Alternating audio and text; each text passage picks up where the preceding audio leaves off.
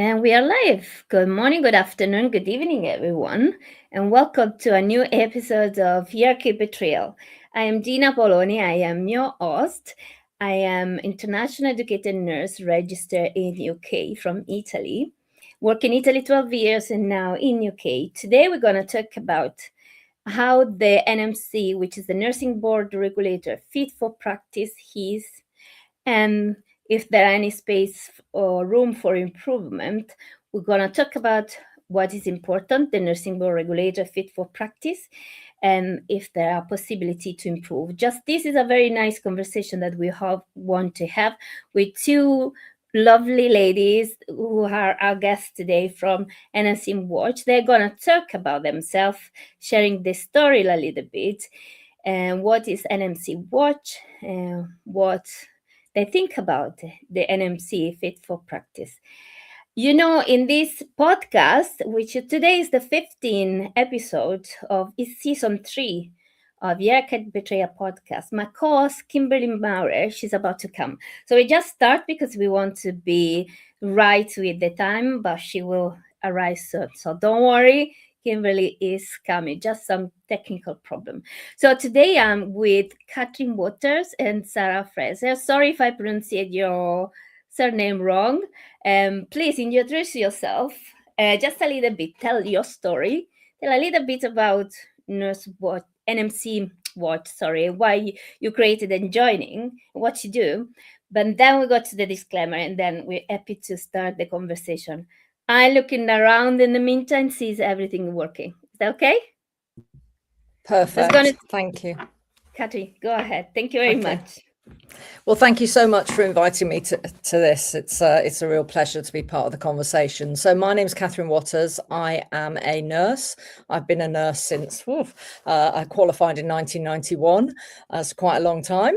I predominantly worked in oncology nursing and home infusion throughout that time. But the reason I'm here today is that I set up our organisation, NMCWatch Registrant Care, nearly 10 years ago now. And I set the organisation up because I went through a fitness to practice referral and I was struck off the nursing register. And it was all rather bizarre for me, really. I was struck off on something which was fundamentally an administration error. I completed an online application form and put a wrong date in for my BLS ILS certification. And as those nurses that are watching will know, this is something that we do every year, something that, you know, we have to do as mandatory. And so when I was referred, the accusation was that I'd been dishonest, that I'd filled in the online application form with an incorrect date for my BLS, and that I was trying to do that to deceive, and I was trying to do that to gain employment when I wouldn't be able to because it was out of date. So of course I just kind of thought, oh, don't be so silly. Don't be silly. That's not what it's about. And I kind of ignored it and didn't really take it that seriously until things started ramping up. And then eventually when my hearing came forward, I was a complete mess. I wasn't able to engage in it particularly well at all and completely unprepared for what was ahead. So that's briefly what happened to me. I appealed and I had to appeal as a litigant in person because my union couldn't support the appeal, and I got my registration back. And after doing that, I was like, wow, this is incredible how easy I can lose my PIN. And I was also very angry because I was very angry at both myself and also at my regulator for putting me through this. And I wanted to do something about it. And I'm very much an action person. You know, I'm very much about what can we do? What can we learn? How can we improve? And there were other groups out there that were supporting people, some of which supported me when I was going through it, but they were quite kind of anti-establishment. And that's not what I am. I'm very much about, rightly or wrongly, I'm always very much someone that blames myself. And at the end of the day, if I'd been more careful and I'd, paid more attention, I may not have been in that situation. But it was the power that it had over me that was quite shocking. It was the effect on my mental health. It was the complete unpreparedness, if that's the word, for being in that situation that shocked me. and how isolating it was as well, and the mental health impact of not wanting to talk to anybody about it, not wanting anybody to know, fearful of anybody knowing what the judgments would be, etc. So anyway, I'm going on. I set up the online support group on Facebook, just thinking that it would be a nice little forum to have a few chats and with similar people that have been through similar things. And before I knew it, we had hundreds of people joining the group. It's a closed group. We now, sort of 10 years on, we've learned a lot in the process. Sarah helps me. She's one of our admins for the group. And we have a very strict sort of security around who joins the group for obvious reasons. But fundamentally, it's an online support group.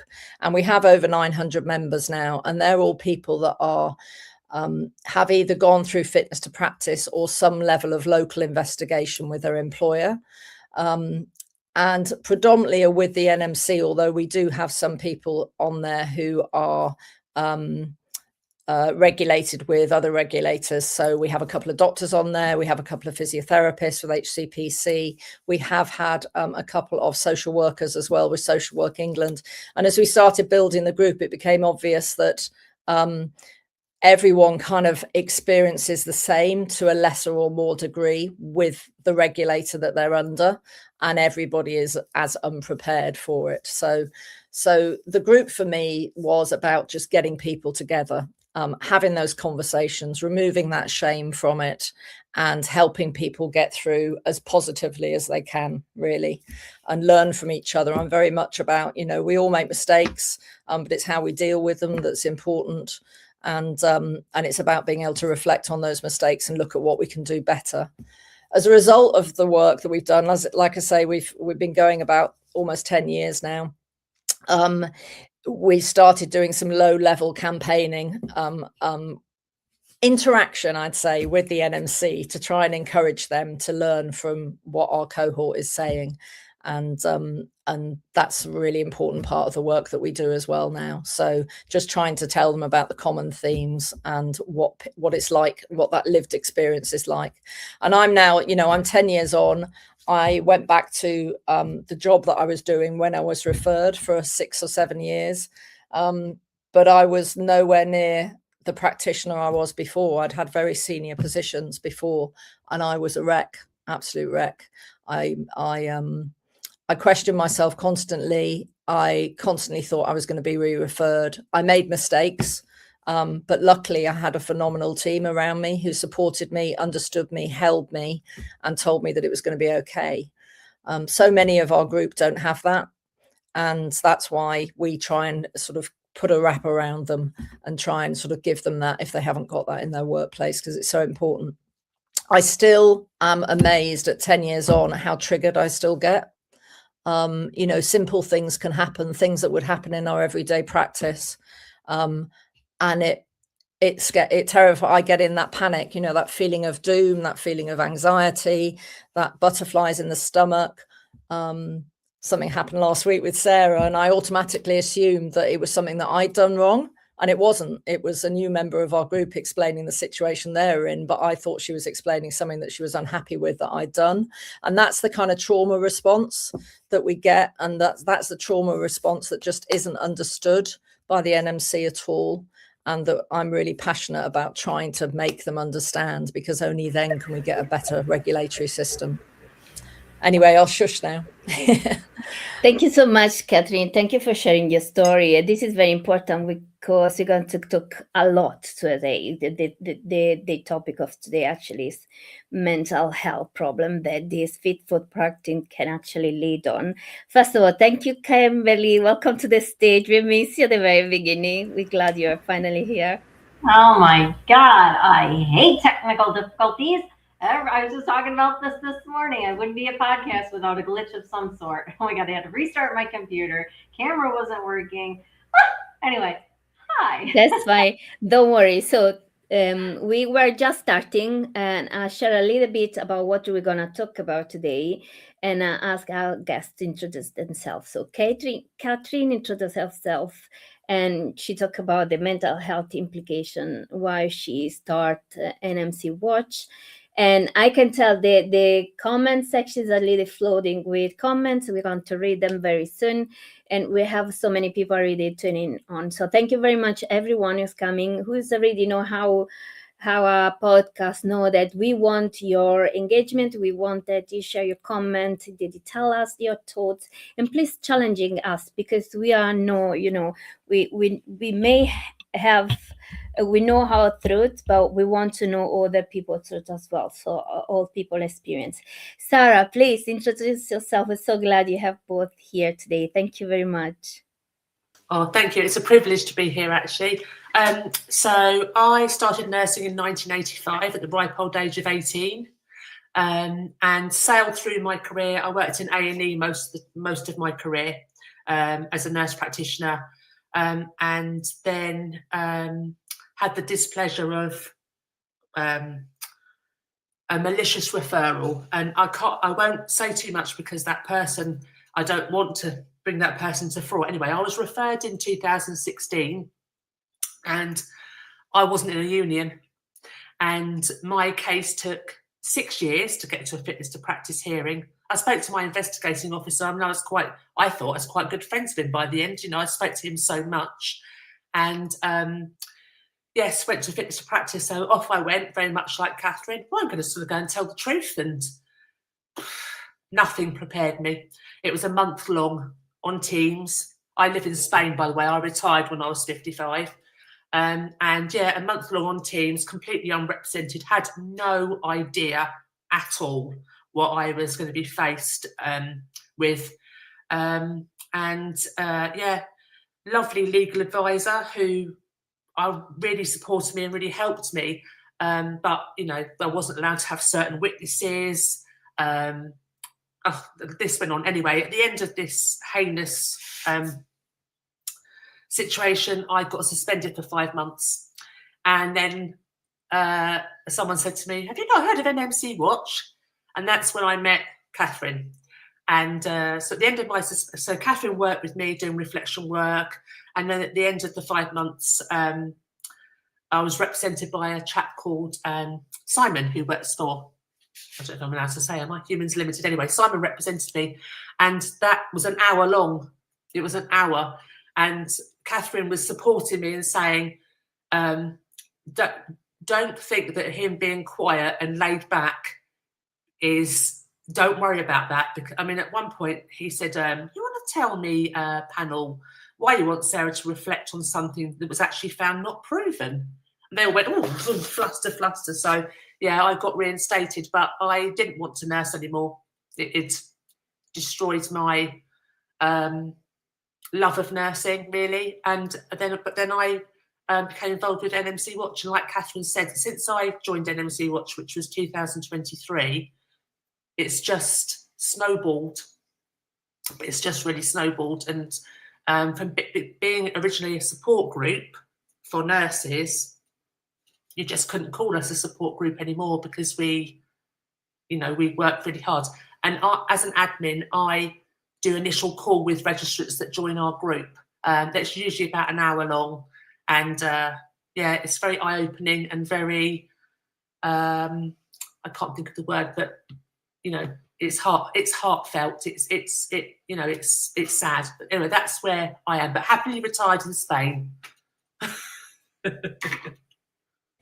Thank you very much, Sarah. So I think I'm going with the disclaimer now, and then we give another disclaimer anyway before we really start the conversation. But today we want to talk about, just briefly, just to let people understand, we want to talk about the mental health implication that fit to practice procedure lead to.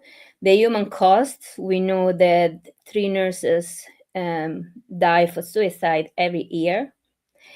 And also we want to talk about the career implication, because both of you already say that your career shifted after it. And I just want to remind that we are on this topic. This is the 3rd week. We started with Ishbel. So if you're watching from LinkedIn now, later you can catch up with previous episodes. The same on Facebook. If you are watching from YouTube, the live or the recorded later on, you will find in the description, you will find the link to the previous conversation. So we started with Isabel, and she talked about her experience Fit for Practice in UK. We moved to Australia, and we discovered with Anne Jones that unfortunately bullying is very linked to Fit for Practice as well. Is that way really put nurses' head down to be silenced. Also, we discovered that unfortunately the hard thing that hurt in the entire episode last time was that people wanted to make Anne John suicidal to rid of her. So this is very scary, and we want to talk about this. So Kimberly, do you want to say something before we start, before I go with the disclaimer? Oh, no, sweetheart. You just go right along with that disclaimer. Let's get this started for sure. And again, I apologize for my late entry. Gosh. Sorry. Please. All of us, we have technical problem. Okay, let's go with disclaimer. Disclaimer: the Hierarchy Betrayal Podcast. Warning: unfiltered, unscripted, unapologetic. This podcast is brought to you by two nurses who've had enough of the BS. We're talking about the real healthcare system, the one that exploits nurses, commodifies patients, and protects profit over people. What to expect? Zero scripts, just raw, honest conversation. F-bombs, probably more than a few. We're passionate, not polished. Uncomfortable truths. If you're a manager who's complicit in the hierarchy betrayal, this content may cause discomfort, embarrassment, or a sudden urge to defend the indefensible. Not suitable for sensitive managers allergic to accountability, anyone invested in maintaining the status quo, those who prefer their healthcare conversations sanitized and corporate approved. Suitable for nurses tired of being used and abused, healthcare workers ready to call out the mafia, anyone who believes patients deserve better than a system designed for profit. If you're here, you're ready for the truth. Welcome to the Hierarchy Betrayal. Welcome here, and I think we have to have something important now. Now, we are not against the NMC, particularly because we talk about UK now, but in general, we're not against the nursing board regulator. As our nurses or still practices of practice, we really care for patient safety. So we are very in line with fit for practice procedures. They are very important because they really keep patients safe. But we understood, because we spoke with so many people, that unfortunately fit for practice sometimes is not recognized as human as should be, because what we think is quality improvement. I mean, the entire healthcare system, NHS, is striving for quality improvement. So we think that today we want to have an open conversation where we just share thoughts about this, because we think there is a room for improvement. So as we want to improve the healthcare system in general, we want to improve the fit for practice procedure, because unfortunately, as I said before, we started this conversation 3 weeks ago with Isabel case. We moved to Australia. We found that Australia pretty much the problem is the same, plus the bullying. We understood that the bullying actually has a major lever for the fit for practice. So what we think is, if we really want to keep patients safe, we also make sure that nurses that or other healthcare professionals going through to fit for practice procedure are kept safe as well. Because unfortunately, this procedure leads to very severe mental health problem, and so many lead to suicide. And we saw from the data that 3 nurses, this only in UK, 3 nurses per year die from suicide because of fit for practice. And this is not possible. This is not acceptable. So as we strive for quality improvement in healthcare, we should also talk about quality improvement in all the other system that are lead to healthcare included nursing board regulators, medical doctor regulator, other healthcare professional board regulator registers. So we are here basically to have a conversation, to share thought, to share experience, and see if we can open this conversation to others as well. Kimberly, should we read some comment, because I really flowed the conversation, so we won't miss anything. What do you think? Okay. Yeah, absolutely. Okay, so Thank you Trish for Temple. Patricia. Such a necessary conversation. Thank you. Thank you, Patricia, for always being here. I appreciate you. It means a lot for everybody that took the time out of their morning to show up with us today, because this is a hard conversation. It is, something that is ongoing, and hearing these stories, me being in the US, we don't have the NMC here. We don't have that. We just have the nursing board, that regulates everything.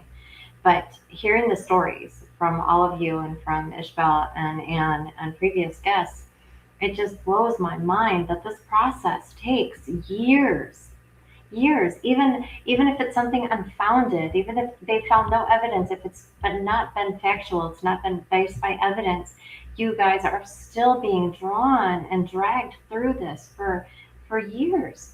You've not only lost your identity, you've lost your career, you've lost your mental health. I just can't even imagine the toll that it takes on any of you in this situation.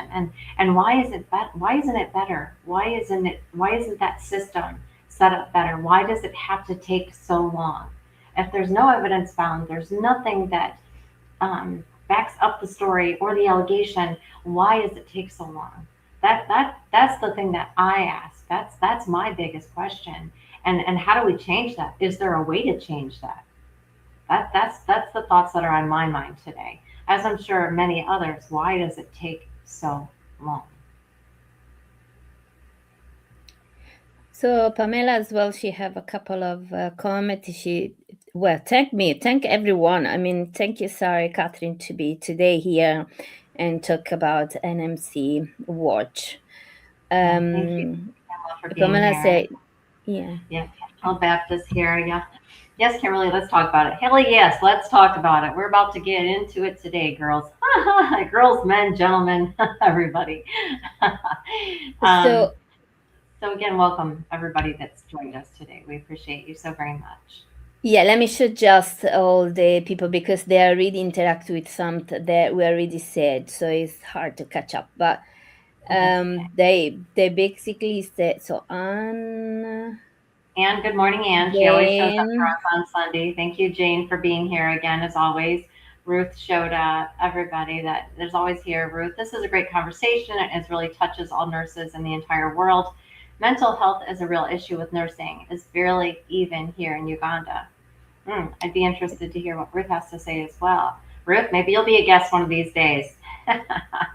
Yeah, so we have already so many people that tune in and say this is abusive, or this I didn't know was like this in UK. But anyway, we're really glad that all of you are here today. So Cathryn, Sarah, what do we want to talk about today, first of all, and what we should focus our attention to today? Thank you. So I think for me, the mental health side of it, absolutely. No, it's unless you've been through a fitness to practice referral, you can empathize when you hear stories from people, but you can't truly understand what it feels like and what the post-traumatic stress of it. And I'm only just now starting to realize that I definitely have some PTSD following mine. Because it's that completely illogical response that I have 10 years on, that when I get an email from the NMC, I automatically assume that I've done something wrong. So every time I have any communication with my regulator now, which is always quite funny because I have regular meetings with the NMC now with NMCWatch, and I always have to give myself a little talking to and say, no, this is good, this is important, this is why. But it always, through every conversation I have with them, through every post I put out on social media, every comment on LinkedIn, I'm always thinking, am I going to be in trouble for this?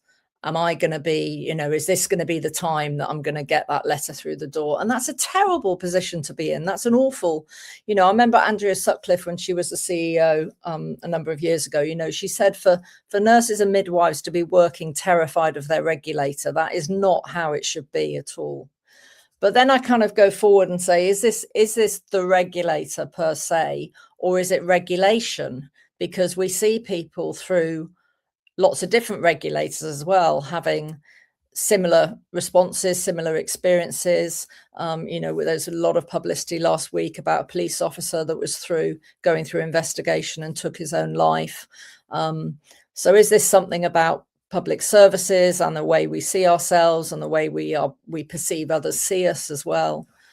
But fundamentally, the support isn't there. And it's kind of feels to me like the moment we sign up with a profession, we've signed some unknown contract that says you don't have the same rights as everybody else because you're a nurse and you're there for everyone else and nobody is there for you. And that's not the healthcare I expected to join, And one of the posts I put out recently, I said, the whole of my training was intrinsic in standing up for people that are less fortunate than myself. So standing up for people that can't advocate for themselves.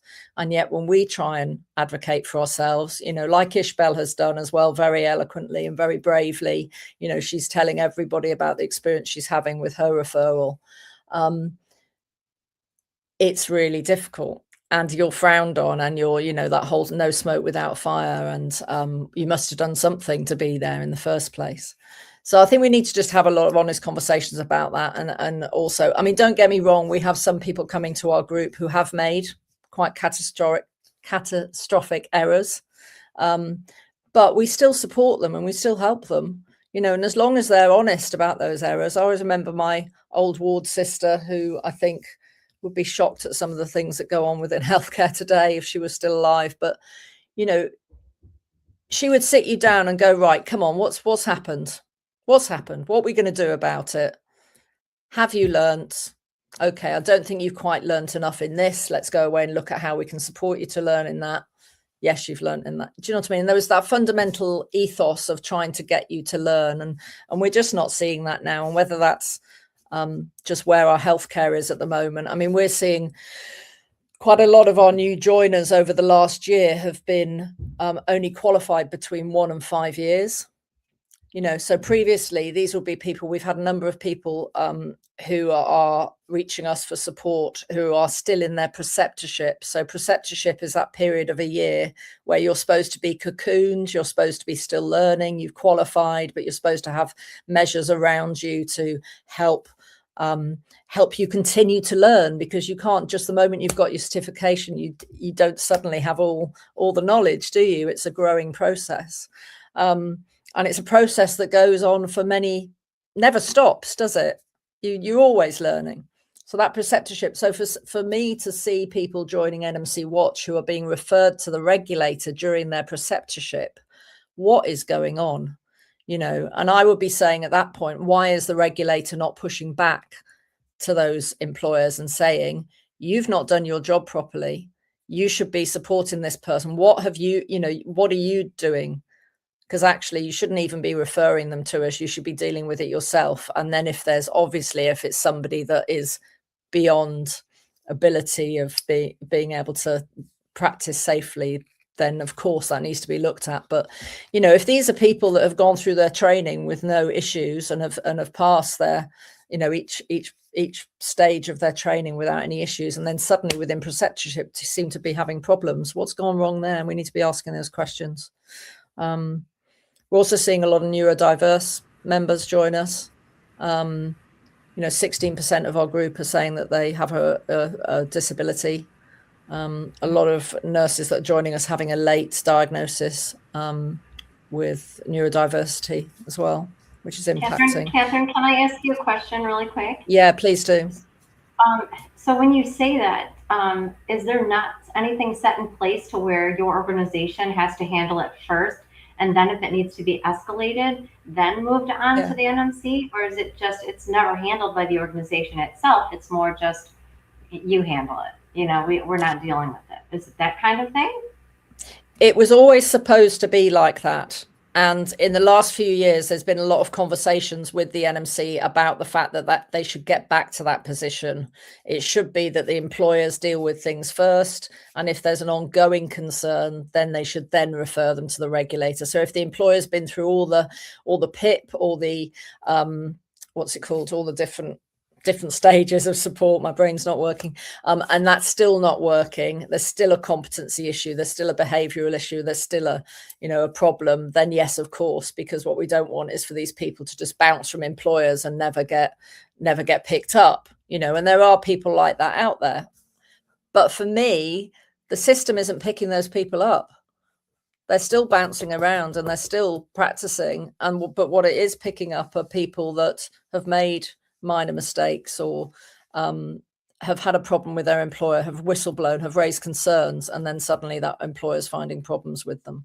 So there's not enough questions being asked. Now, we meet with the NMC quite regularly, and they've said they're going to be starting some work around basically every referral will have to be signed off by the chief nurse or chief midwife, and in that referral they will have to sign a disclaimer to say that there's no bias or detriment leading to this referral. Now, if you've got an authentic referral, of course they're going to sign the referral, they're going to be honest and sign it, but I guess it's trying to sort of put malicious people off from doing that.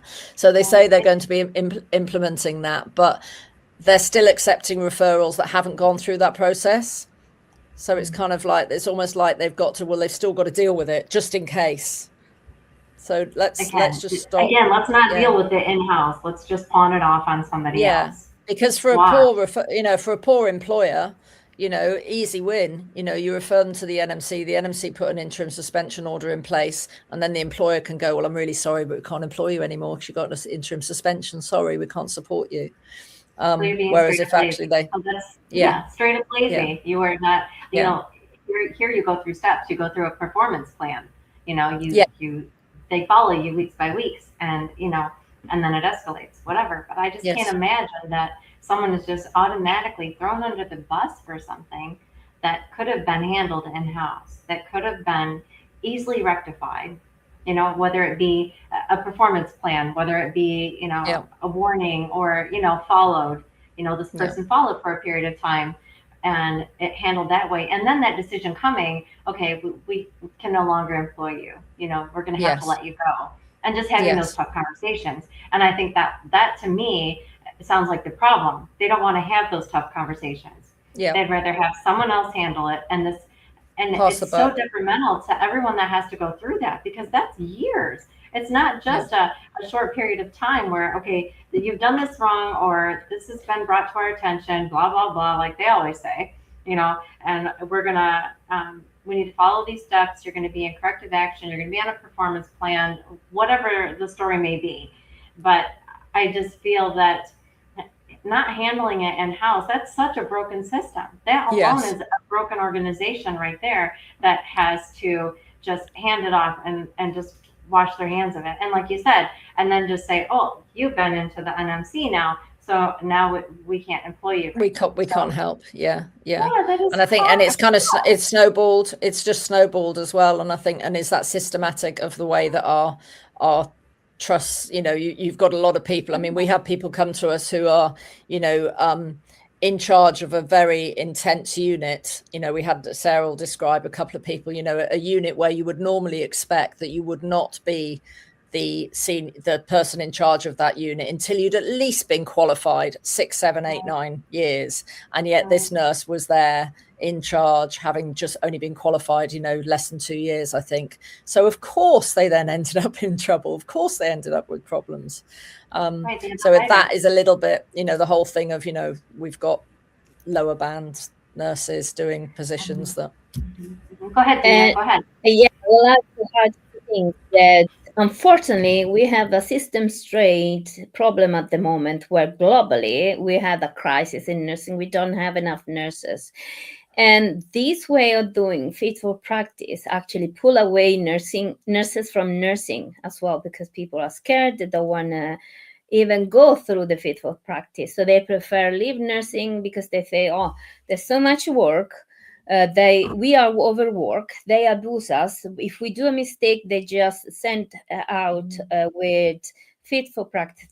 Another thing I discovered before Ishbel actually interview is that, to be honest, in 10 years, I never realized, because I used to go to my NMC online just to check myself, do the revalidation, do all the things that are in my interest because of my career. So I never thought to check, fit for practice list. And unfortunately, people are displayed publicly. Yes. Even if they are not listened yet. So this, for me, is terrible, because the entire shame there is on a person. Yeah, it's name and shame. The name is publicly exposed, even if this person is not proved guilty yet.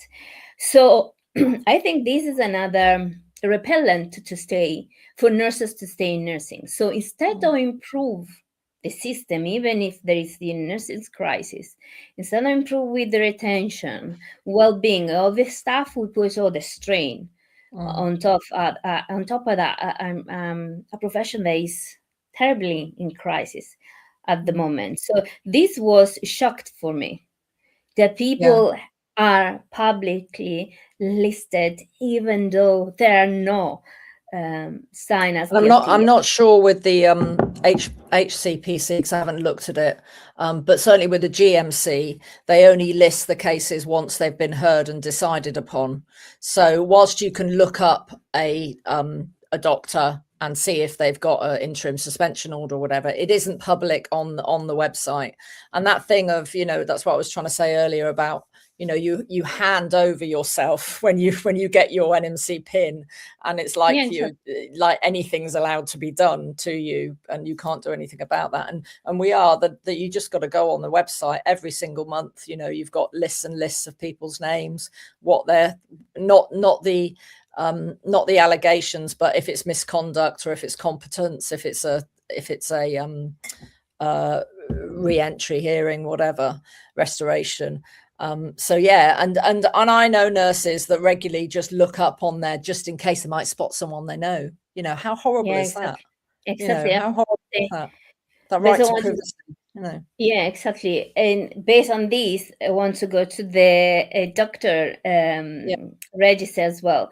They actually don't take any inquiry if that the person could be a whistleblower. So if that person is a whistleblower, so have a history of a whistleblower, to be a whistleblower, they don't take it as or at least they don't public as a fit for practice. They say, okay, fix this first. Deal with the whistleblowing first, exactly, and then come to the register.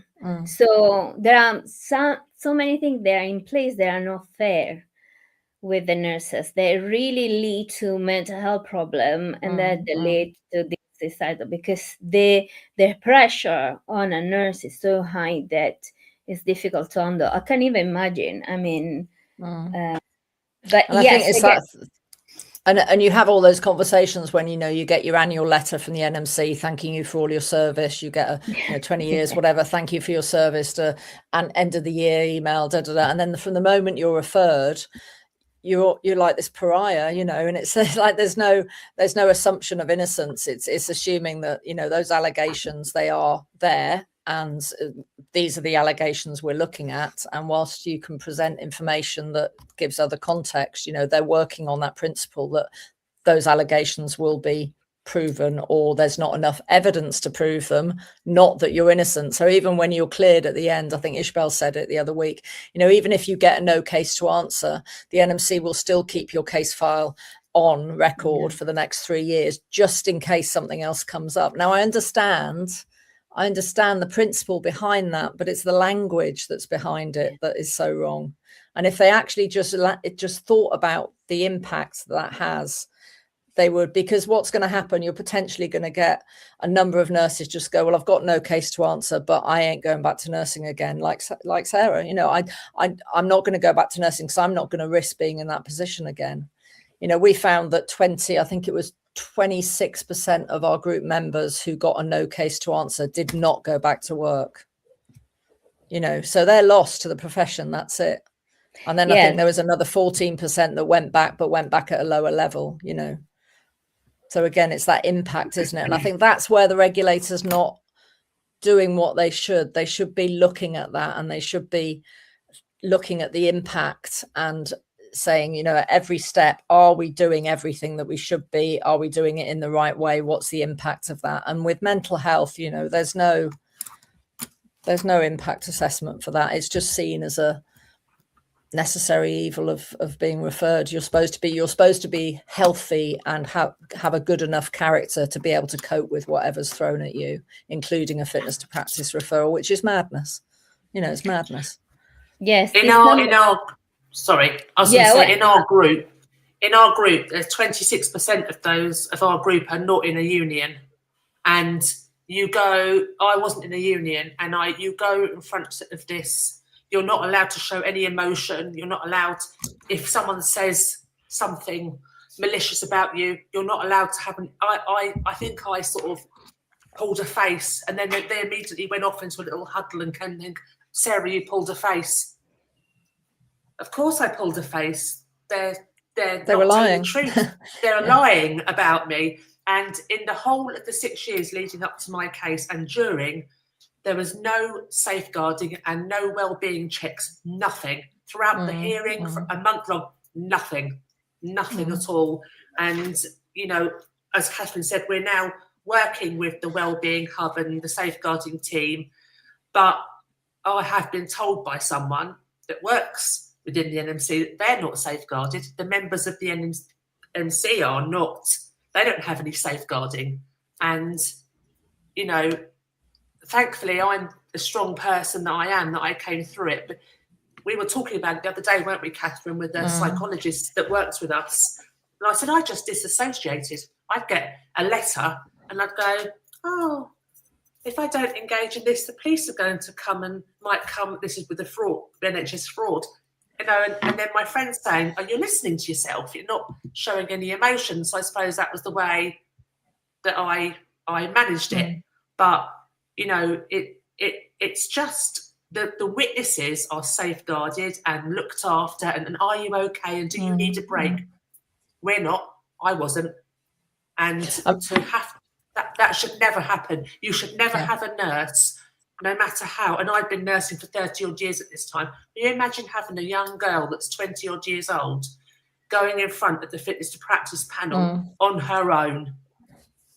No. And just wanted to say one more thing. Those amount of nurses that have committed suicide, so sadly, that doesn't equate for the amount of nurses that suffer from their mental health as a result, which is a huge amount of our group, and self-harm.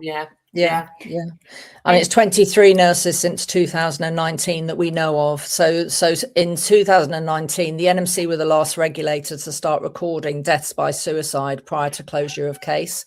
All of the other regulators had started capturing that information for quite a few years. And then finally in 2019, under Andrea Sutcliffe, the NMC started recording that. So we know of 20 nurses that have died by suicide since 2019 before their cases have closed. Now, what we don't know is we don't know what the outcome of those cases would have been, because obviously when the person unfortunately dies, that's the end of it. Now, the NMC do some level of internal investigation, but there's no sharing of that. There's no lessons learned. There's nothing. I mean, there is an inquest going on at the moment, which was published in the Independent on Amelia Morton Scott. She's a nurse that died in 2023, and the coroner has actually said that he will be looking as part of his investigation whether the delays in handling her case contributed to her death, and whether the way that she was treated by the NMC, because her family feel that the treatment was, well, pretty inhumane, the way that she was dealt with, and that led to her decline. And Cathryn, I'm sorry, honey. You said earlier the impact. If Yeah. that's not impact, I don't know what is. Yeah. Absolutely. But why does it take a coroner to, this is the regulator of the largest number of healthcare professionals, of nurses and midwives who are responsible to safeguard their patients every single day.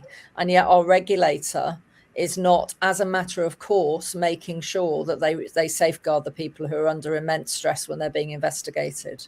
They assume that if you raise something, there should be like a therapist in the NMC. Yes. There, kind of like EFP, that's there to support people through this, or to something. Oh my God, that just right there, that is the impact. If you give a slap in the face, I don't know what's wrong with you. I mean that's so we're as a voluntary organization with no funding, we're having to provide that. So we can probably say that at least 30% of all of the people that join us will need escalating to safeguarding at the NMC, but I'm not confident in the way that they're safeguarding at the moment. So we do it ourselves, and I'm very confident with the way that we do it, and I'm happy with the way we do it. When I do try and escalate, I've escalated 4 people to their teams, one of which was having a crisis during a hearing and was without representation because her rep went into emergency labour and ended up having to have an emergency cesarean section, and the panel would not adjourn. So she had to continue her hearing. This is a lady that's previously been escalated for mental health issues and struggling. So she had to carry on the rest of her hearing without a representative. Now, I got in touch with Paul Rees immediately, and also with the safeguarding teams. Paul Rees never got back to me. Okay, you could argue that, it's other people that should be getting back to me, but it was quite a serious concern. And certainly Andrea Sutcliffe, for all of the things that she didn't do well, she was very responsive when she was in post, and she would have got back to me. He's a CEO, he's the headship of the organization. But his safeguarding team did get back to me after I then escalated to them 24 hours later, and the hearing was over. So, and the response that I got was, well, the information you're giving me, Cathryn, isn't actually the information we've got on file. So we're a bit confused about about what you're saying. And it's like, look, I'm telling you, this person is in distress. There shouldn't need to be any more information. This person is in distress, so go make sure they're safe. We had a hearing last week, and the registrant was disclosed that she'd been driven to a suicide attempt by the bullies that had referred her, and had been shown to be lying under oath during this hearing. And the panel just looked very confused and I think we need a 10-minute break. I think we need a 10-minute break after she disclosed that she'd had the attempted suicide. And her representative, Simon, had to say to them, obviously, I can't talk to her now because she's under oath. So you're not allowed to talk to your rep, because obviously it could affect the evidence you're giving. So are you going to pick up the phone and make sure she's okay? Oh, well, yes, I guess we should do that. Yes. Is somebody going to do that? Okay. So who's going to do that? Nobody phoned her. Nobody contacted her. This is a healthcare regulator. You should have that. There should be an automatic pathway for that. You should be doing that straight away. It shouldn't take the rep to suggest it. So again, it's just that complete lack of understanding of, if that lady had disclosed what she'd disclosed, she didn't have anybody with her in the room. They'd adjourned for a period of time. She could have taken her life. We've got to, it's everybody's responsibility, to do something, or to at least try to do something, And this brings me on to, sorry if I'm talking too much, please tell me to stop. But we've also, through the conversations we've had and the work we've been doing, we're also now getting contact from people that aren't just registrants. They're people that have worked or are working for the NMC, and they're experiencing the same issues. They're people who have tried to refer into the NMC, and they're having the same concerns. So to me, that shows that there's a general culture there within this organization that they're just either to be fair to them, they just don't understand it. Or at worst, they just don't care. They're not interested. They're just interested in pursuing the cases. Now, I hope it's the former. And I'm trying to be kind. The nursey in me is trying to be kind and say they need to be taught, they need to be shown, they need to understand. But, you know, we keep telling them and they're not listening, which is why we're now doing the memorial fund in the hope to raise that awareness. Yeah, I want to talk about this fundraise, but Sarah, before we go there, I just wanted to point this particular part. It's looked like during the Inquisition, the hunt to the witch was just enough that someone say that woman is a witch, that one will be sent to the how you say in English, fire? To death, right? So it's looked like this. It's just enough to say this nurse have made a mistake, let's send to the fit for practice. The name of this person is listed publicly, and before it even listen, this nurse go through years of just shame. And so this person are going through mental health problem, right? And then they can become suicidal because of the shame. Now, before, just wanted to keep this conversation just a little bit aside, okay? We have the mental problem nurses, what they went through. And this is a very important topic we should talk about, but let's just put a little bit aside, just to focus on attention on this.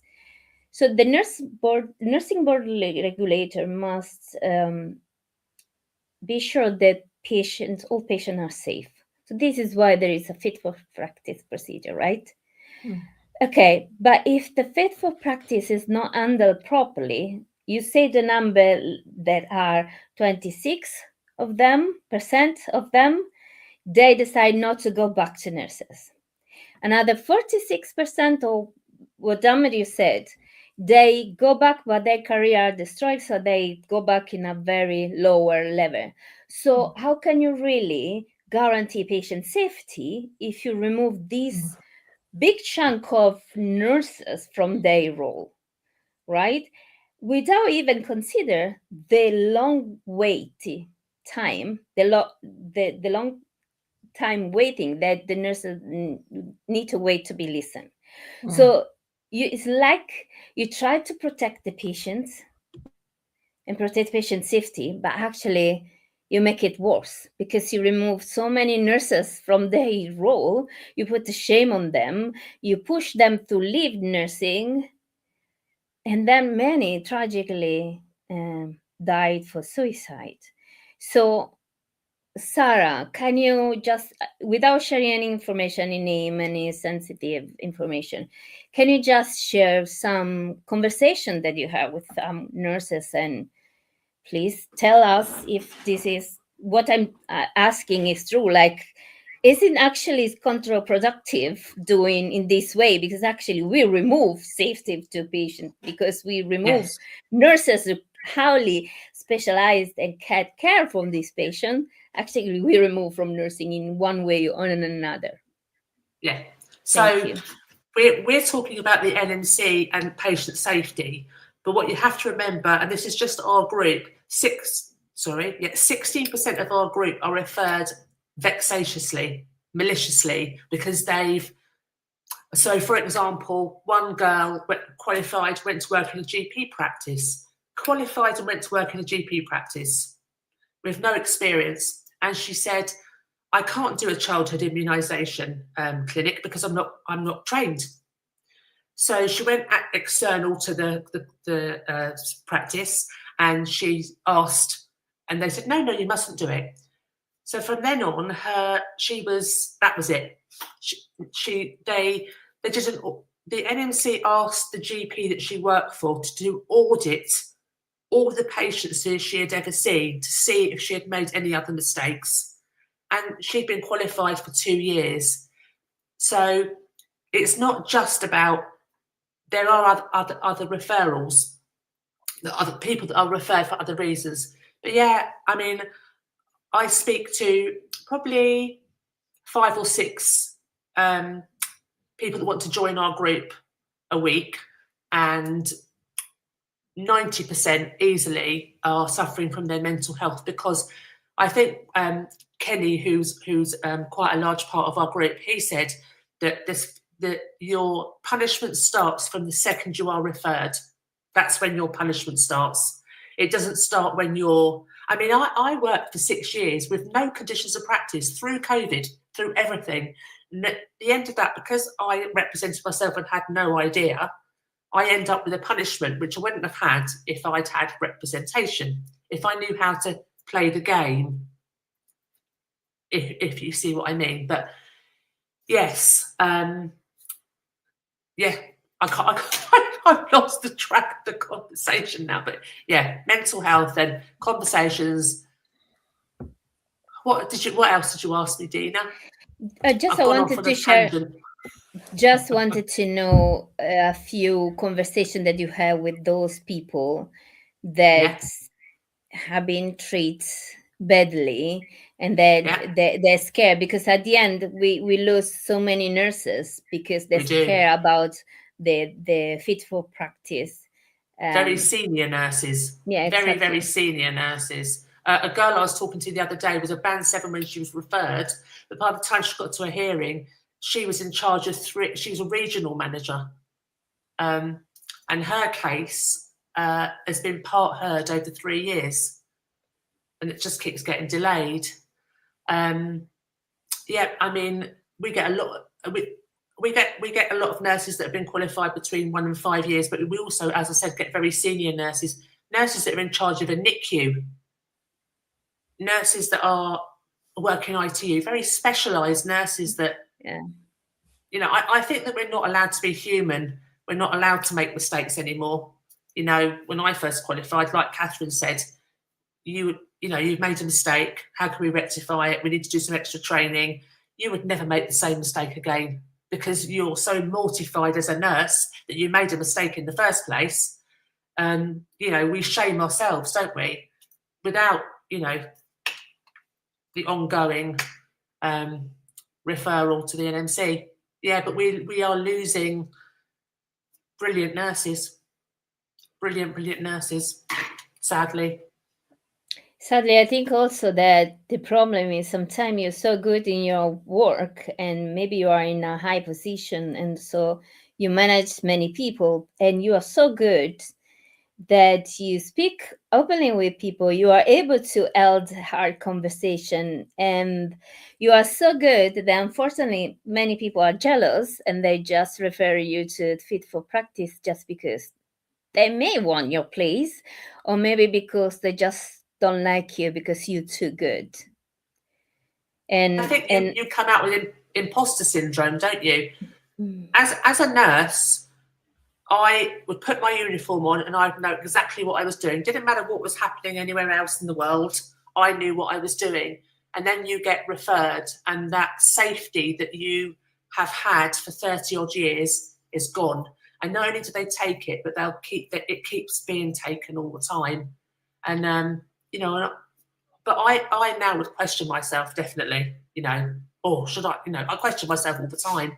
So it's just really sad. And I think it's desperately sad when you've got newly qualified, brilliant nurses that are going to go on and be the nurses of the future, and that safety has been taken from them, and they're never going to be the same again, sadly, very sadly.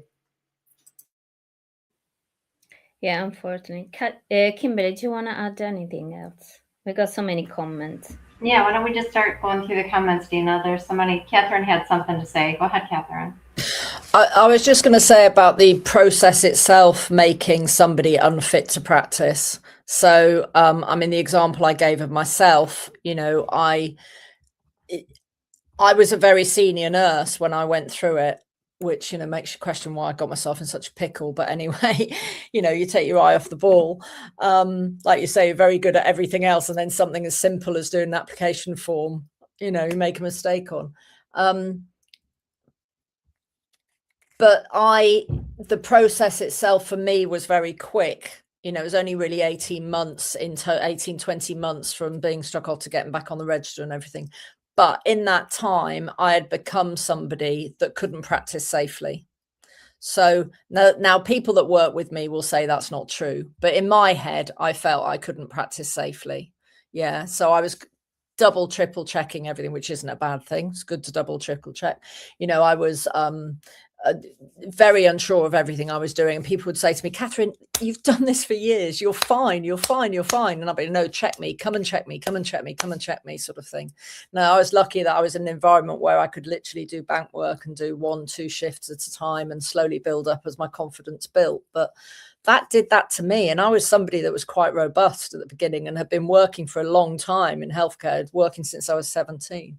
So again, when you see, these people who've not qualified as long and haven't then got those environments to go back into that are supporting them, trying to get a new job when you've been through FTP.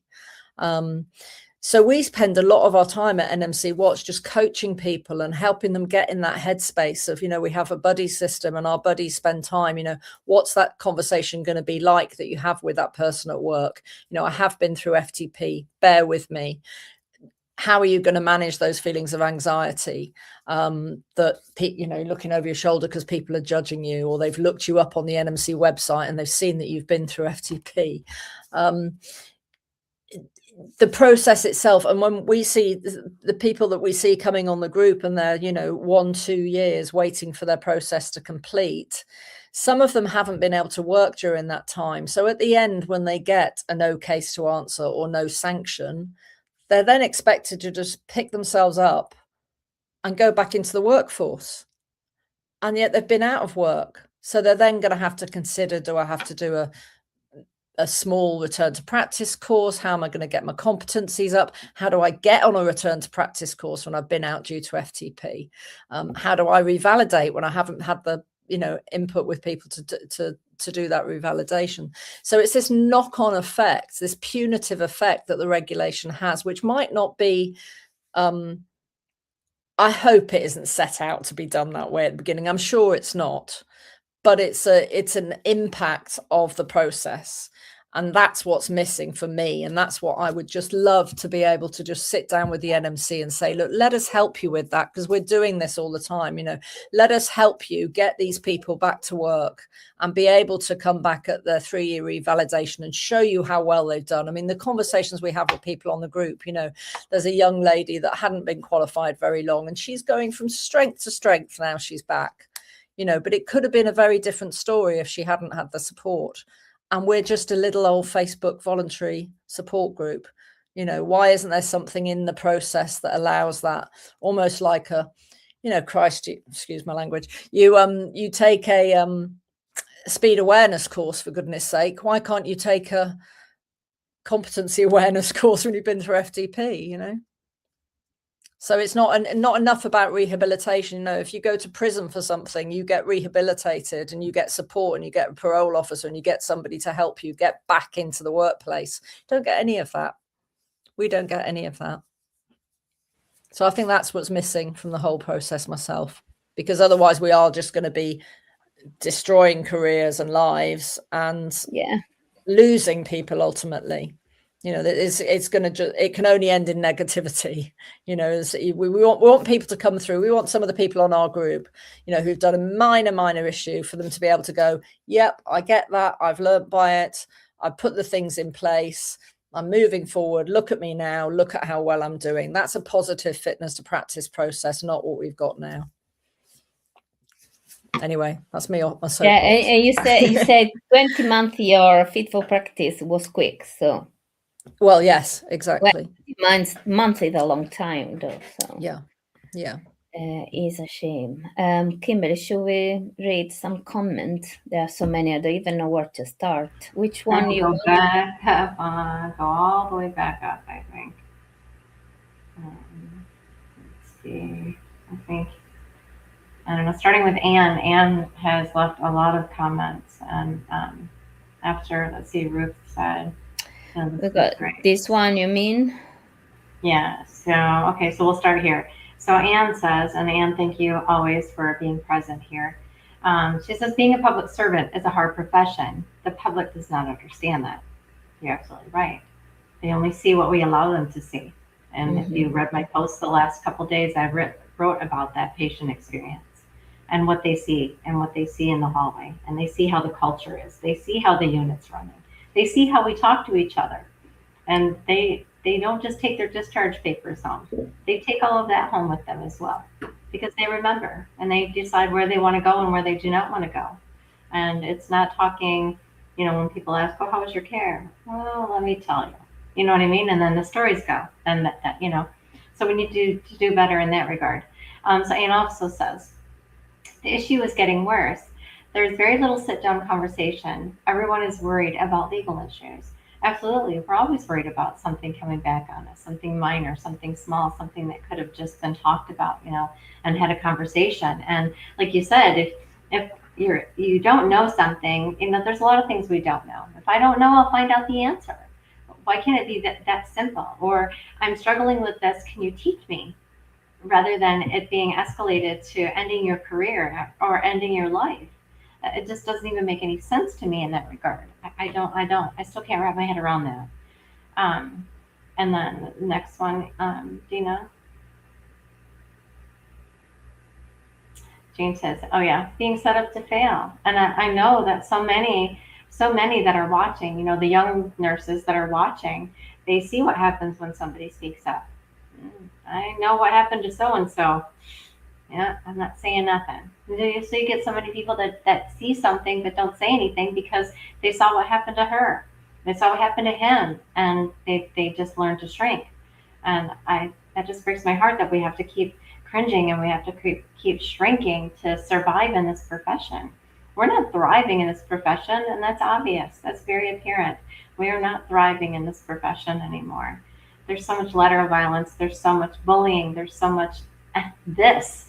I mean, I guess I'm blessed to be in the U.S. and not have to deal with what you guys are dealing with in the U.K. But with all of us having these conversations and everything that's being brought forward today and the last couple of weeks as well with Ishbel and Anne, the process has to be different. Someone has to step in. Why is it someone higher up who has power, who has control, that can change things in that organization doing that? I just can't imagine having that guilt of being on that board that someone else took their life this week because we drug it out for a year, because we didn't give her support, because we didn't listen, because we didn't believe her, and again, your name going on this roster and everybody able to see this, that is severe punishment in itself. That shame alone, that feeling like, oh my God, they think this about me. I haven't been able to defend myself. This isn't what happened. There's nothing that says I did this, but here's my name. Here's it for everyone to see. And then you're left with everyone thinking and everybody gossiping and everybody running with it. And then the story changes. So Anne also says there's very little time now for learning. In the US, we have the metrics for timing how long they spend with the patient. Oh God, yes. We're so strapped with check boxes and drop downs and clicks, and there's no more of this. There's no more face-to-face. There's no more human contact. There's no more time to put your hand on somebody and say, I'm here. I've got you. I see you. There's no time for that. And it's so incredibly sad. That and our system needs to change. And also says, it is not the employers in England, really, the government. Socialized medicine. Yeah. Just, the more of these conversations that we have, the more I just shake my head. I just want to clarify, because lately in the past years, the NHS put in place so many things that, for example, the board, oh my God, I don't remember the name. Of the board, of the community board. So the NHS is not just the hospital, it's related to other organization, and they have their own CEO and they have their own metrics. So yes, it's a nationally socialized medicine, but there's so many intricacy between services anyway. So it's not that simple. Right. Yeah, if it was that straightforward and easy, we wouldn't be having this conversation, would we? We wouldn't be having this conversation. And also says another signature to avoid a legal issue. Mm-hmm. And also, Yeah, shame is a form of. Absolutely. We all can agree that. We can all agree that just seeing your name on that roster is instant shame. I mean, it's like if you committed a crime and you're on the front page of the newspaper, you might as well be on the front page of the newspaper for everybody to see, for everybody to create this perception of you, or create this judgment of you, or this bias of you, and that carries, and people talk, and especially nurses are so cliquey. Everybody talks, everybody gossips, and the story gets construed, and it gets deeper, darker the further it goes on down the line. And that is so sad. We need to stop doing that. Women, my God, we should be coming together and supporting one another, not beating each other up, not dragging each other down. We have to stick together, and we just don't. But I'm going to say that out loud. Straighten the up. Oh my God. Okay, I got that out. Anyway, Nura says, I think it should be mandatory before becoming a nurse to be warned about risking your life when you are trying to help others. Totally agree. Yeah, but it's Sadly. sad. It's very sad because Very sad. We're gonna lose people. I mean, we won't have nurses in the future if we say this. Yeah. We should improve the system. We should improve. Yeah. We shouldn't just say, don't become a nurse. If you really want to become a nurse, this is going to happen to you. I mean, telling it could be, I don't know, maybe right, but I don't know if it's useful, because we're gonna lose so many people, and nurses already leave the profession. We should get better. I mean, we should improve. Yeah, I've been a nurse almost 30 years and been in healthcare 36 years. And I can remember starting out, and there was the conversation, well, do we need to get malpractice insurance?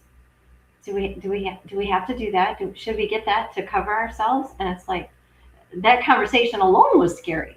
It's like, God, I don't know. Do I have to have that? Am I not protected? Is that something that, if I'm working for an employer, that I'm not protected if something were to happen? Do I not have support? Is there not a process for that? But I remember those conversations, years ago. And neurologist says nurses are merciful towards each other, unfortunately. And it's true, unfortunately. But the thing is, there are also nurses who are merciful with each other. I think we've all are testimonial for that. So many other are. So what's this conversation? And Nora, I'm with you. I understand you. I think you're right. But this should not be a stop for us. This should be an awareness. So this is why these conversations are important, because we need to share this awareness. So it's quality improvement in healthcare. This should be part of our quality improvement in healthcare. So we should work on ourselves.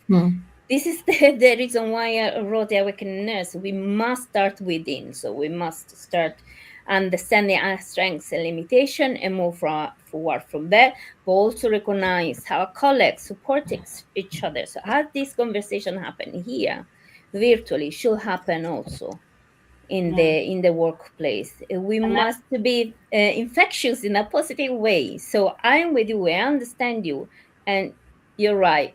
New nurses must be. We should tell them that this is a hard profession, but we not should scare them. Okay, we should not just scare them.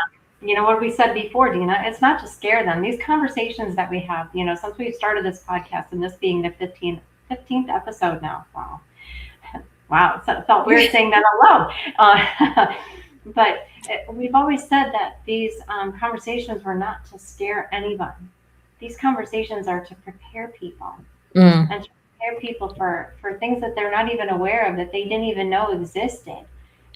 Again, me being in the US, and I had to go through my post today and put like a description of what the NMC is, what's different about for you guys compared to us, and the different provisions, those kinds of things. But again, these conversations we just have because we're bringing awareness. We're bringing topics to life that people are living with on a daily basis that aren't really being spoken about. They're not being brought to light because of the shame, because of the impact of how it could affect someone. But I truly feel that the conversations that Dina and I have had, and having the guests on that we have had, especially, this last 3 weeks now with this topic alone, is the impact that it's bringing. Because I think also it's bringing not only awareness to people, but it's the silent watchers, the ones that are watching, the ones that go back and watch the replay. They may be living this right now. Yeah. And they have no resources. They have no one to talk to. They have where to lay this burden down. And that's when those dark thoughts start coming.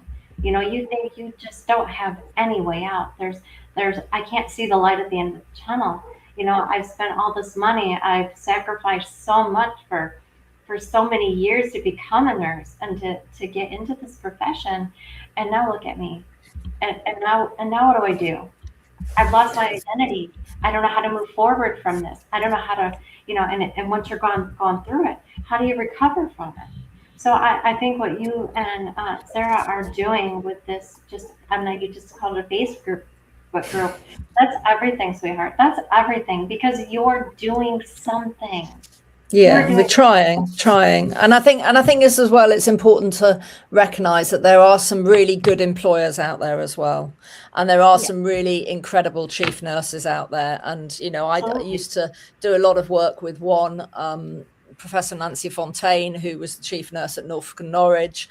And she helped me look at how we could get nurses with conditions of practice orders back into work, and we did a pilot there that's still running now. But her words to me was, I think in the whole of my career I've only ever referred one person to the NMC, and I would see, if I referred somebody, I'd see that as a failure in my job as a chief nurse, because I'd see that we should be doing it. We should be ensuring that that people are safe and learning and supporting and moving forward positively. And again, I think that's what's missing. Why aren't we we did a big piece of work over 2 years looking at the referral rates of different employers. So all the UK trusts, how many people they referred to the NMC in a period of time of 5 years, and other private providers as well. Again, why are we doing this? Why isn't this being looked at by somebody? Why isn't someone flagging that one particular, which I won't mention for sake of being sued, but one particular private organization referred 200 nurses within 5-year period? This is ridiculous. Why isn't, apart from anything else, what's going wrong? Is that provider safe? If they've got that number of unsafe nurses potentially, so nobody joining up the dots, nobody actually saying, and that's what, again, that I get so frustrated about the fitness to practice, because I think the regulator has got so many opportunities to pick out key stuff that would help improve patient safety, and yet they don't, because they focus on that one nurse. And they just focus on that case and getting that case through. And then when that case is finished, they go to the next nurse. And there's so much more that can be done. And, look at the trust that hasn't referred anybody to the NMC in the last 5 years, and learn from that trust. What are they doing that you can then, get other organizations to do better? And again, but that's learning, isn't it? And that requires a bit of insight, which I don't think is necessarily there at the moment. Right. And we always talk about too is presence. If you're a nurse leader, if you are a manager, and you need to be present, you need to be paying attention what's going on in your unit. You need to be paying attention, and when something's off. When you come across something and someone tries to push it under the rug or whatever. Something in your gut. Those warning lights that goes off in your head, and you're like, okay, I need to be more observant of this one, or I need to maybe talk to some other people because I'm having some concerns. Let me see if there's other concerns, and then talking to that person one-on-one. I've noticed some things, and because a lot of times, and I always say that your performer who's been a high performer for so long, and then suddenly is not, and suddenly it is not doing as well as they normally do, or they're quick to be pissed off or something. There is a root cause to that. Yes, that just absolutely. doesn't happen overnight. There's something going on, and that's why it's so important as leaders, as nurse managers, anything, colleagues even. We're all leaders in some shape or form. We're all leaders. And we're there for the patient. We're there to protect the patients, but we're also there to protect one another. So pay attention. Get down and we in need those to take responsibility ourselves as well. We also need to take, I mean, I do, some of the people that I do meet on the group, you know, I kind of think, you know, come on, you need to step up here. You're a professional and you need to understand what's going on here. Learn about it, you know, educate yourself about what's ahead of you. Learn how you can react to it. Learn how you can engage in it. Ask questions, you know, all that sort of stuff, which I appreciate is hard, but you've got to treat it like, be curious. You Yes. have to be curious. Exactly. You have to be curious. You almost have to be a detective sometimes, you know? Yeah. and get down in there. This is based on our profession as well to be curious. But actually, this link, sorry, Kimberly, this link to a couple of messages Leslie and Thompson wrote. So I will, I would like to bring the attention to. NCTA means you got away with it, and we will get it at some point. I think NCTA is the list of people that have been no case to answer. So I think what Leslie's meaning there is there's this undercurrent that's not spoken about, but it's, you get a no case to answer and you're kind of told by your regulator, well, you got away with it this time, but we're watching you, and it's that. Yeah. And we'll get you at some point because we keep your case open we'll keep your file open for 3 years because you're going to trip up again. So we're here watching.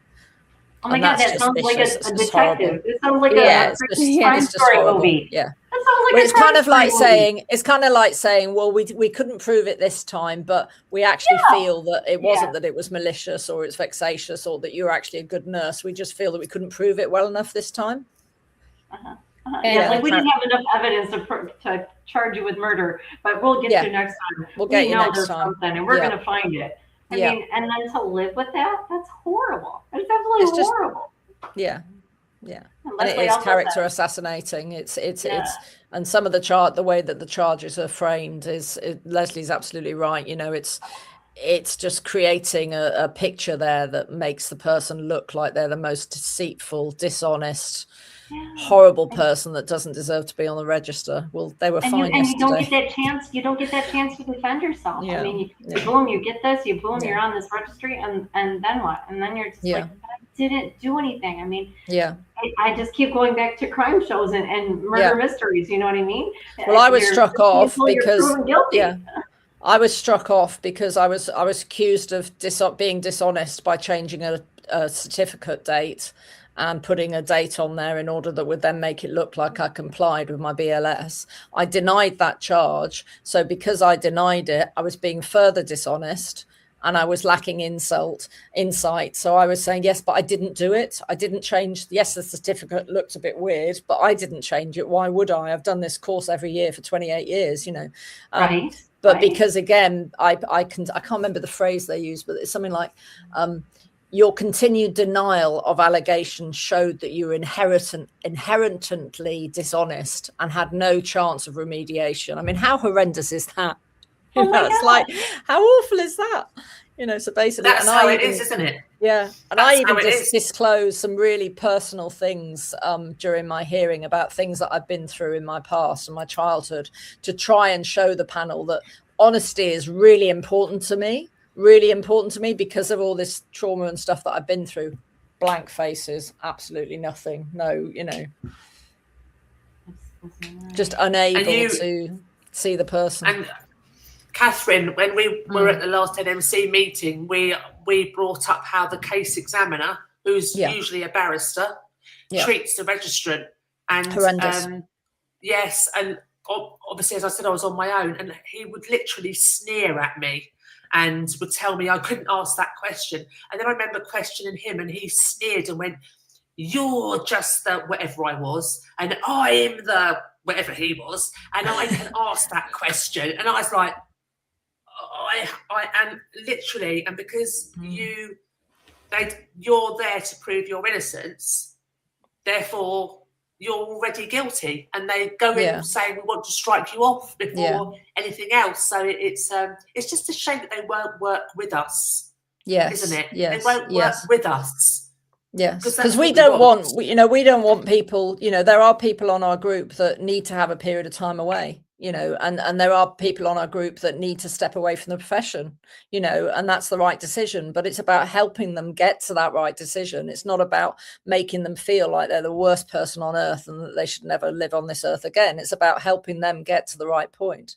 And that is learning and teaching, isn't it? And mediating and advocating and just helping them get to the right decision. And everybody's got quality. Everybody's got, absolutely. When I was in I was a matron in A&E for a period of time, and there would be a nurse. Well, I couldn't put her in resus because she was too slow, but my God, she was fantastic with patients. And so, really, really busy waiting room. Put her in the waiting room to communicate. Fantastic. The patients were happy, knew exactly what was going on. I was happy. She was happy. Great. It's people's qualities, and just because they're not good at that, they made a mistake in that situation, doesn't mean they're not fantastic in a different area. Absolutely. And unfortunately, that's where the I think it was what Neura was saying comes, isn't it? Yeah. Sad. Well, Anne had said something. I was just reading the comments.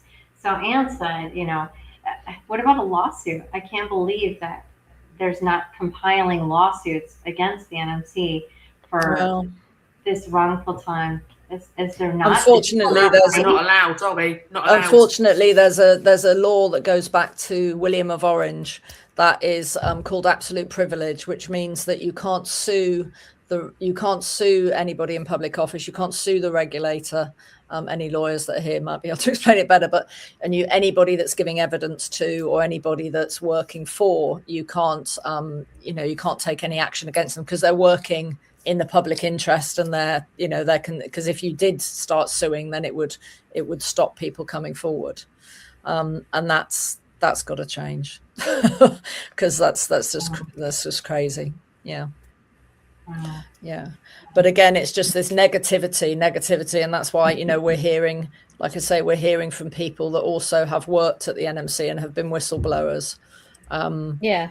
We did a blog recently that one of the original whistleblower that gave cause for the Rise Associates report to happen with the Independent Culture Review.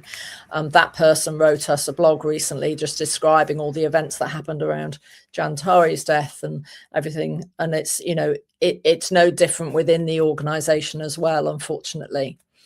And yes, I think we must talk about the campaign, but Leslie wrote another comment as well. I don't know. So Leslie says, thank you again, Leslie, for your presence and your voice here. We appreciate you more than you know. This is not uncommon. The NMC go fishing for any other issues. You end up hypervigilant and paranoid. I'm sure you do. Like anybody would. I mean, how could you not be? Cathryn had said earlier, it's like, God, you're checking this and you're so afraid that you're going to be on this list, and then you're on this list, and it's like, then you're so paranoid, and then it's lasting for 3 years, and oh my God, don't let me clip a nail or something wrong in 3 years that, they might come after me again, with something, I just feel this is so heinous. This is so wrong. That if there is a broken system out there, this is one of them. This has to be one of them. And, and all of these conversations and everything that we're bringing forward, I hope that they're watching. I really do. And I hope that they take into consideration everything that we've brought to light today and how they can do better. If it was working really well, and they were, we wouldn't be getting any Nottingham scandals. We wouldn't be getting any repeat of more. We wouldn't be getting all of Baroness Amos's work that's going on at the moment, so it's not working. So stop doing it in the same way, and let's look at a different way of doing it, because how you're doing it at the moment isn't working. Yeah. What's that phrase? This is how we've always done it. This is how we've always done it. It's working well for the lawyers. The lawyers are doing well and they're getting paid. I'm sure they are. Yeah. I'm sure they are. So Leslie also said non-clinical managers are amongst the worst for referring nurses. Yeah. They're not accountable to anyone. Yeah, so we see a lot of non-regulated managers, particularly in the private sector, nursing homes, other practices, independent sector. And I've worked in the independent sector for many years. When you have a manager that isn't regulated, referring somebody who is clinically regulated. It can be a real problem. But Anne Jones from Australia says something similar, because she said the HR was involved in talking about her, isn't it, Kimberly? Yeah. So HR are very involved. So apparently this is global. It's not just. Yeah. Oh yeah, it's definitely HR-led global. process rather than It's definitely global, and it's like I said. If anything, if they just take away from this conversation today that something needs to change, you need. I did have a something that somebody has written for me, and this is somebody that does work at the NMC and has been raising concerns, and I don't know whether it's worth me reading it out just to show the extent of what's going on. So this person, I have to remember not to identify them in what I'm saying. So I joined shortly after the introduction of the independent ICR, basically, which was the response to the RISE Associates report. And morale across the team is notably low, with little sign of improvement. Nearly 2 years on from the NMC's public apology and commitment to change, the impact of the ICR continues to affect day-to-day working conditions. Many staff feel that the culture has not meaningfully shifted. There is a strong sense that staff are expected to follow instructions without question, which I'd say probably I'd repeat that, because certainly in hearings, we say to the case presenter, would you like to go back and just ask the NMC if they want to change their position, having just heard a bunch of lies from your witness? And they come back and they go, no, we're still aiming for a strike off. It's like, what? So to follow instructions without question, and that raising concerns can lead to being managed out through unclear or inconsistent applied processes. In some cases, it feels as though these processes are not underpinned by established policy, which leaves employees exposed. Even union support appears limited, with members struggling to get meaningful backing. There are ongoing concerns about staff well-being, but these are often dismissed rather than properly addressed. At the same time, processes and expectations are changing so frequently that many staff are finding it difficult to keep up. So it's no wonder that the regulator isn't doing the fitness to practice investigations properly when even their own staff are struggling, And I guess that would bring me back to Ishbel's point of, when is there going to be a proper investigation into what's going on here, really? Yeah, we have a couple interesting comments, but I think we should talk about your campaign. Maybe we can read this comment after, Kimberly, if you don't mind. We should give attention to your campaign, because this is the reason actually why we brought you here today. Thank you. So we've set up a GoFundMe page, which we can put on the link later for you all. Basically, this is the Jan Tari Memorial Fund. Jan Tari was a whistleblower at the NMC. He works there up until 2023. And Jan, like many whistleblowers, raised concerns about something quite minor. It was around data governance. I won't go into the detail, but basically when a file is opened on a nurse, they have a unique number, and that unique number tracks everything, well, allegedly everything that happens with the case. Now, we know from people in our group that there's constant issues with GDPR breaches, wrong files going, evidence, not being there when the nurses put it in 3, 4, 5 times. And this is what Jan was whistleblowing about. You're saying, look, it's an easy fix, but we need to fix it, because otherwise you're putting rubbish in, you're getting rubbish out. Yeah, in polite terms. And he's a very, very honest, very dedicated guy, very, very experienced data analyst. And he could see a really easy way of sorting this out. And what he was faced with was horrendous treatment for raising these concerns. And I remember he said to me, Cathryn, it was an easy fix, and it just didn't deserve the gaslighting and intimidation and bullying that he received as a result of it, And Jan sent an email a couple of years ago to key members of the NMC, to key journalists, to members of the PSA, saying that he was taking his life and he was holding the NMC accountable for that. Luckily, his friends, Lucas, who's in that picture there, luckily they found him and they got him the help he deserved and the help he needed, and he was sectioned. But he was always very determined that there were certain things that he wanted to get out in the public domain, and that he would end his life, but that he wanted to do these things first before he did so. Now, prior to joining the NMC, he'd had a lifelong, like many of us had a troubled life, but he'd cope with it, and he'd never felt suicidal before joining the NMC. That's what his friends tell us. He'd never wanted to end his life before working at the NMC. And Jan sadly took his own life on the 21st of April last year. And he did it in a very public way. And the coroner himself said that it was pretty obvious that the experience that he'd had in his employment had no doubt contributed to his decline in his mental health. So for us, we've been speaking to, unfortunately, Lucas was on the call, but he's had to go. We've been speaking to Lucas, his closest friend. He classes himself as his brother, really. And through Lucas has been liaising with Jan's family, and they're really determined that something good comes out of this. They want Jan's story to continue to be told. They feel that elements of it have been pushed under the carpet, and that it's kind of been, oh, well, it's done now. This is somebody that worked for us a few years ago, and we're in a different place now. And certainly the extract that I just read you there shows that there's people that are working there that are experiencing the same behavior that Jan experienced.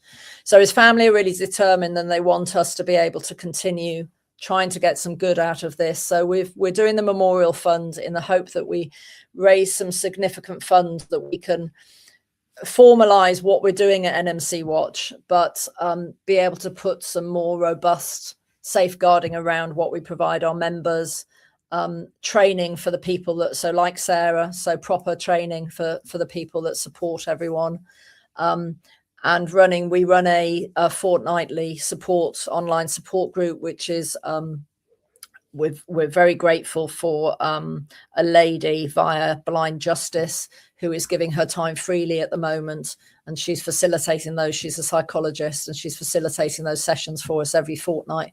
But we'd like to make that more formal if we can, and obviously that would take some funding. And then we're hoping as well that we'll be able to put some sort of course together for people to help them, like everything we've talked about today, to help them understand what they're going to face, to help them understand how their brain will react to that, and how that may manifest itself in trauma and traumatized practice if they don't get support with that, and just trying to put a positive program together that can help them through that, really. And it's all stuff that we do informally, but we just want to start making it more formal now.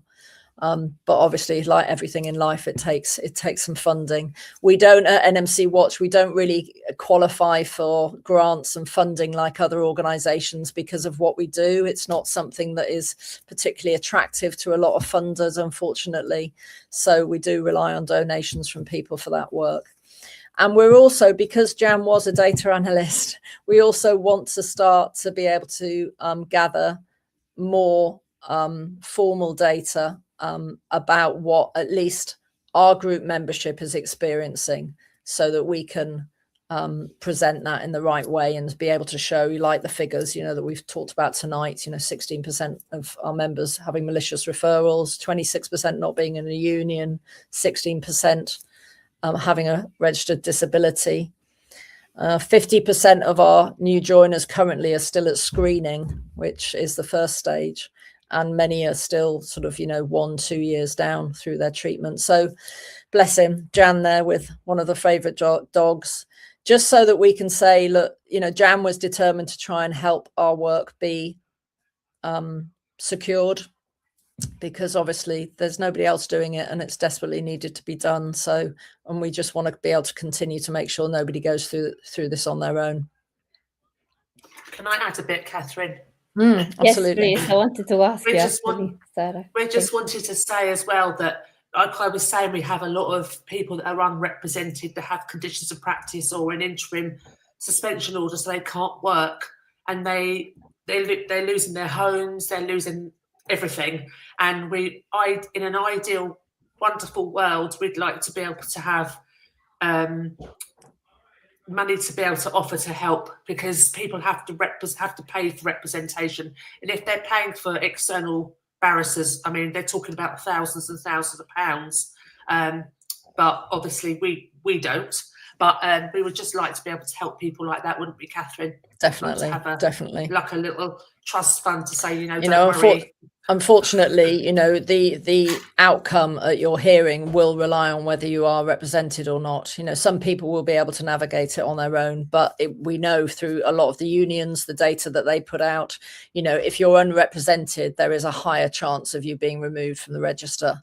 So you need support and you need representation to be able to get the outcome that you deserve and that the case deserves. So yeah, we'd like to be able to do something about that. Yeah, I did a GoFundMe to pay for my representation. I did, and actually, my referrers tried to refer me back. They tried to complain to the NMC that I'd done that, but we'd already checked that it was okay. But yeah, so if you think about David versus Goliath, then I was David and the NMC are Goliath, and it really is like that. So we definitely want to be able to help people go through that process more than anything. Knowledge is power. Absolutely. Knowledge is power, I say. Absolutely. Thank you very much. I hope people donate to your fundraising. Thank you. And yeah, there's anything else that you want to add? We do have a petition as well, an ongoing petition that's asking for, a call in, making it mandatory that mental health safeguarding is part of the regulatory process as well. So again, we can share that with you. And you need to get a lot of signatures on any petition to get it even mentioned in Parliament. So we've got about 2,500 at the moment, which is nowhere near enough. So if we can share that with you, that'd be great. Oh, absolutely. I put the link of the fundraising early on, so I just shared. I didn't know about this one. If you give me in the private chat if you have, I can definitely do straight away. 2 hours enough. We'll try our best. I'll do for sure. Thank you. I'll do that now. And while we do that, should we share a few more comments? Because I've got a couple from USA about whistleblowing. Kimberly. Yeah, I see the ones from Heather. Sorry, give me a second, please. Cathryn, do you mind to mute yourself? Sorry, yes. Sorry. Thank you. I think this one is the first, Kimberly. Okay. So the nurses did get a win from the agency DOJ wage fixing case. The government wants to talk to you about labor problems present in the economy. So Heather and I have been connected for quite some time, and she's really deep into logistics of everything and things that are not always brought to forth. And she talks a lot about whistleblowing and the resources available for whistleblowers and the things that are actually brought to light. And she also writes that Americans can write about personal experience in the profession. This is very impactful. The government wants to hear from individual citizens about their experiences in the profession. Here's a link to the docket.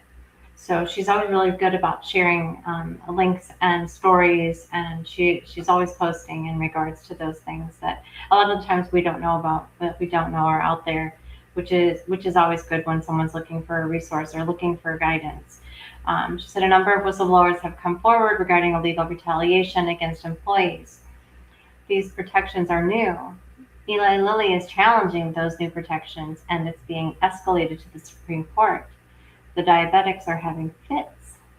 Wow. So again, she's always bringing something to light, and because there are so many organizations that do warrant a whistleblower coming out, because they're not going to admit to things.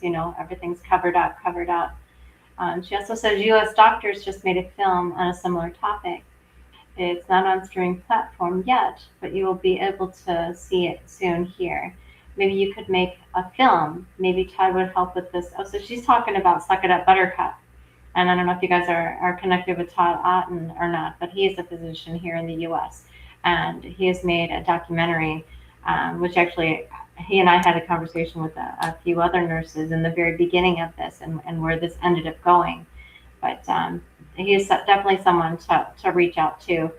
And I guarantee Todd would probably be able to help, guide, support in some way or shape or form, and maybe helping with getting a documentary on this story, and keep pushing this story forward, and bringing these things to light, because I think this is something that we need to keep having these conversations about. We need to keep bringing forward.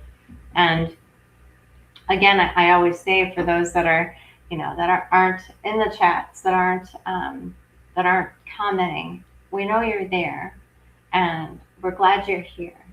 And we always hope that something we've said, something that has come forward in these conversations, gives you some sigh of relief, to where you can just lay it down. You can just have that breath and feel that you're not alone. You're not the only one struggling. You're not the only one going through something that is, this horrendous and this heinous. And it's something that Dina and I have, kind of formulated as the podcast has grown, as the episodes have, multiplied, is bringing these tough conversations to light. Because I truly believe that when people have no support, they have nowhere to go, they have no one to talk to, it's conversations like these that at least make them feel a little better, maybe feel a little, oh wow, now I know who I can reach out to. Now I know what to pay attention to. Now, like Sarah said, now I know I really should have representation. I shouldn't do this by myself. It's just those little takeaways that you get from each one of these conversations. I think that can change such trajectories of people's lives and their careers, and again, keep someone living and instead of dying. And if we can do that here, with these conversations, and this time on Sundays, we're going to keep doing it. So I know Dina and I are so glad that you guys joined us today. And these conversations are tough to have. They're uncomfortable, damn it, but they are needed. They are so needed. And I learned so much today. I almost feel blessed that I'm in the U.S. and not there. Just because, I've never been in trouble. I've not done anything wrong. But oh my God, listening to these stories, you don't have to do shit. And you're referred. You're sent off, and somebody doesn't like you. Like Dina said, someone's jealous of you, or somebody wants your job. Oh, they're going to send a referral. Let's nip her in the butt right there. My God, that's almost like Dina had said, like a witch hunt. This is just. I'm still, as you can tell, I'm like at a loss for words, because I still cannot wrap my head around something so incredibly dark happening and it not changing.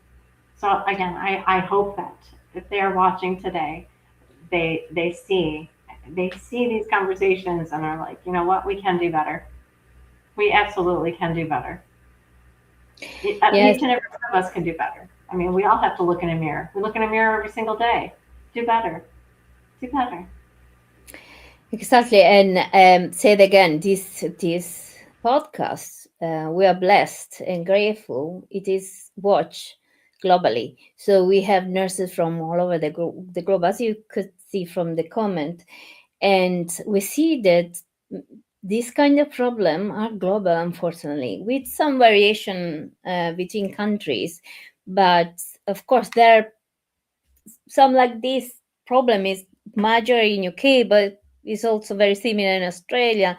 It's maybe not like this in USA because there are some of the support from the government, but the healthcare sector is private, so you must have your professional insurance, so many things in place to be able to kind of safely work, even though its safety is a little bit lost in the latest few years, especially after COVID, because it's so our profession is so stretched. So and I thank you very much to participate to this. But I'm so glad you're here. If I didn't know about the petition, I was happy to put the link before, but I done.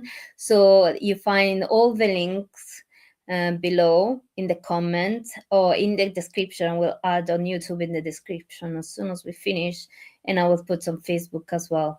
Sarah, Cathryn, do you want to add something before we really close and make the end of this beautiful conversation? Thank you. Just thank you so much. Thank you so much for having us here. And if anybody knows anyone going through FTP, please point them in our direction. So at least, if nothing else, we can just give them some support through it. Okay. I just wanted to say about a group. When I joined the group, it was a little old support group, as Cathryn refers to it, but it isn't anymore. It's not enough to just have a support group now. Cathryn works. She even takes her laptop on holiday. I'm just telling you. So she's never, ever not available. But we do work really hard, and we're reaching out to as many people as we can all the time to increase our knowledge and to just make our members as safe as we possibly can, and to make sure that we just give them as much information as we can and as much knowledge as we can. And we're ever evolving. So I just wanted to say that we're not just a support group anymore. We work really hard, Mrs. Waters. And actually, if you give me the link of the Facebook group, I will put that link as well. We have to do that through the contact on our website, just because it's a secure group. Private. So Sorry, I just remember. Say actually. So thank you. Thank you. Ladies, are we happy? Kimberly, are we happy? I'm very glad. I mean, happy. I mean, it's a tough conversation. It was important to having it. And please, lady, if you think we should have again where we open it, I mean, we're happy, very happy to host you again.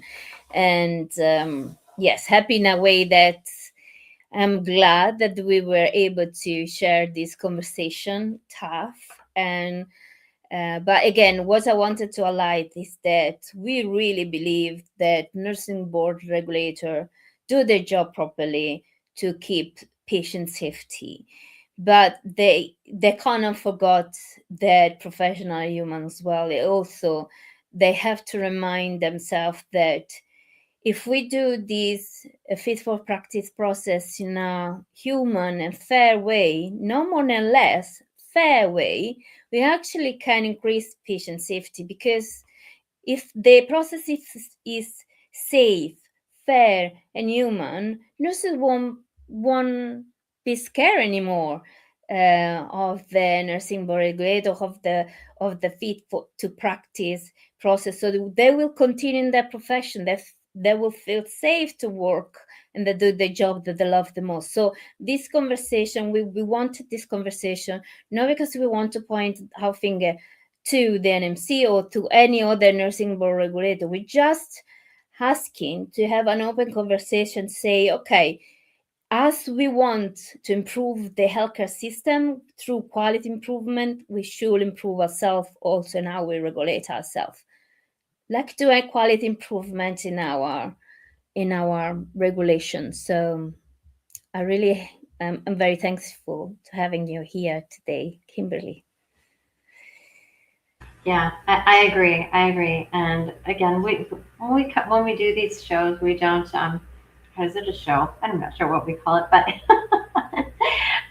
when we do these, it's not to point fingers.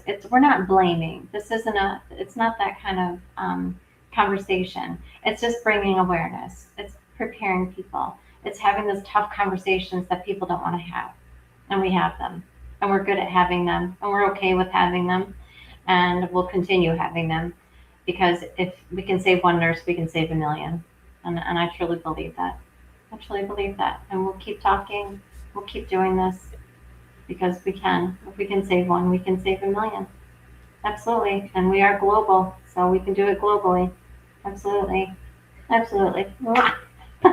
Absolutely. And we are so happy. Thank you very much. Thank you, ladies. It's been a pleasure to have you here. For all the people watching and commented and interacted this conversation. Sorry if we couldn't bring all of the comments in the conversation. Thank you very much for doing it. Anyway, we're so grateful you are here. So if you're watching the recording on LinkedIn, on YouTube, please remember to share your comment, your thought, because we're going to read it and reply to you, all of us. Thank you for coming. Please share if you think this conversation will be useful for someone else. And thank you very much. Next week. Thank you. Bye. Thank you very much. Bye-bye. Thank you, ladies.